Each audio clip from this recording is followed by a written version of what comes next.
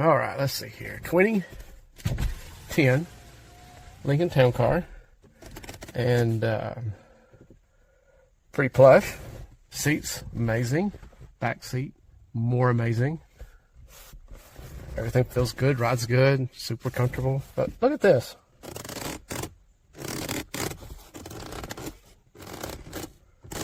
Wow. Probably the cheapest garbage you would interact with inside this car. Fancy, but nice, tight, sounds good. Garbage. So I'm going to show you how I'm going to fix the cheapest part of a Lincoln Town Car. It's your T20 Torx. Let's take these three screws off. Three. And don't forget, we got one on the passenger door. Let's pull that armrest cover off too. All right, so here's the problem. It's the union of this inner black piece and the outer pad. It's not sound deadening or cushioning the connection where it sits down, but it is actually this piece.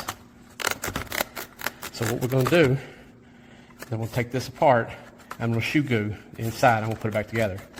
Now, you don't have to squeeze this in, but I'm going to, so that the pad will set a little lower in the door and be a little more flush. But it's not necessary. We want to stop this movement all the way around.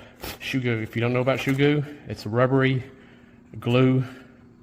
It can be removed. It's not permanent. I've done hand grips on boys' bicycles. You can stick things to your dashboard of your car. Later, you grab it, twist it, pull it off, peel off the shoe glue that's left, and no residue, no damage. And it's gluing, it's permanent. When you do something, it's permanent. It's not going to fall off, but yet you can still make it come apart if you need to. Good stuff. So let's pull this apart. Let's glue these things. All right, because of its mounting points, which are here in the middle, it allows this outer perimeter. See, this is flexible. This is a flexible pad. So, jeez, I have to look at that. See what just happened there. Anyway, oh, hinge. I'm going to shoe glue this edge. I want it to mold and be part of this and not just mounted here and flexing.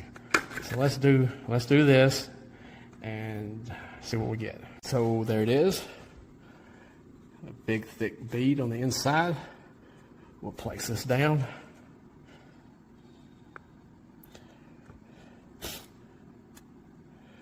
Oh boy. Screw this down. I might run some tape around it, just squeeze it. Yeah. And there's the finished glued product.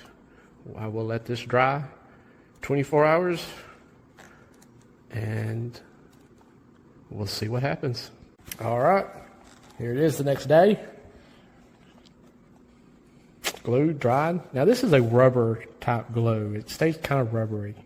And I like that because this padding, all this light tan or gray tan, is flexible. But the black is solid. It's hard, it's rigid, it's plastic. So I'm gluing a padded, somewhat flexible material to a rigid material.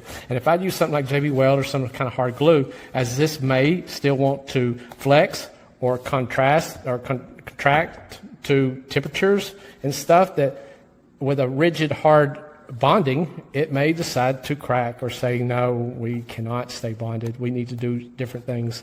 So the rubber glue of the shoe glue is somewhat flexible itself, and it's incredibly strong. I mean, this stuff, I use it all over the place. But look, where's my noise? Yeah. So now, when you rest your arm on this, you don't get this cheap sounding, creaky, awful sound. Your passenger won't have to deal with the noise and think, oh, what's that? Oh, it's not very luxurious. So we get on the car here in a second, and I'll show you that as well. All right, here's the finished product back on the car. We got some noise. I'll discuss that in a second, but here. The noise at this point is not coming from the two materials. As you clearly heard, it was excessive before. But here, what we got now is we got some rubber stoppers, and we got a latch. This latch, there's no adjustability in the latch. So it's really not spring-loaded, so it's not really pulled down completely. If it was, I think what you hear now is the gap or the space in the latch. So if the latch was adjustable, we could tighten this thing down a little bit and it's snugger fit. But it's not adjustable. I could do something for bigger pads or build a little pad platform, but I think we're going to leave this. Big difference. Big difference.